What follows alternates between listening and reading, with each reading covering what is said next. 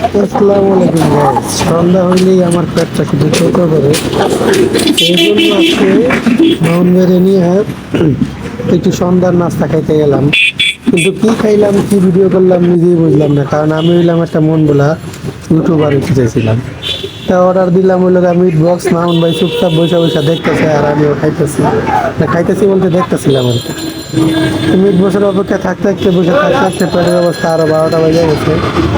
সেদিক দিয়ে আপু মিট বক্স বানাই গেছে, মিট বক্সের জন্য অপেক্ষা করতেছে। আর তাকে আমি একটু ইউটিউব করে নিতেছি, কিন্তু ইউটিউব করতে যাই বুঝলেই গেছি যে আজকে আসলে কিসের অর্ডার দিছি। এইটা আমার একটু পরেই মনে হয় খাওয়ানটা আমার হাতে এসে পড়ে, ততক্ষণ আমি ভিডিও করতেছি আসলে কি খাবার হাতে আসে। খাবার যতক্ষণ হাতে আসছে ততক্ষণ মনে করেন যে আমার অবস্থা খারাপ, কারণ আমার আবার খাবার টাবার দেখলে সব কিছু ভুলে যায় আর কি। আশেপাশে সবাই বসে আছে, অপেক্ষা করতেছে অর্ডার দেওয়ার পরে। এই স্ট্রিট ফুড খাওয়ান কিন্তু খাইতে খুব ভালোই লাগে, আমার খুব ভালো লাগে এগুলা সন্ধ্যার পরে খাইতে। মানুষজন অপেক্ষার অপেক্ষা, খাওয়ান রেডি হইতেছে না।